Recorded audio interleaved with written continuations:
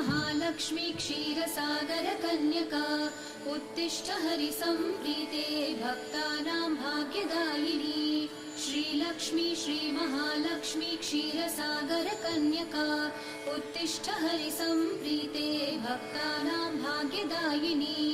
उत्तिष्ठोत्तिष्ठ श्रीलक्ष्मी विष्णुवक्षस्थलालये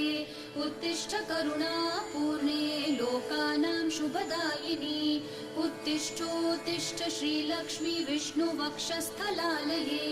उत्तिष्ठ करुणापूर्णे लोकानां शुभदायिनी श्रीपद्ममध्यवसिते वरपद्मनेत्रे श्रीपद्महस्तचिरपूजितपद्मपादे श्रीपद्मजातजननी शुभपद्मवक्त्रे श्रीलक्ष्मी भक्तवरदे तव सुप्रभातम्।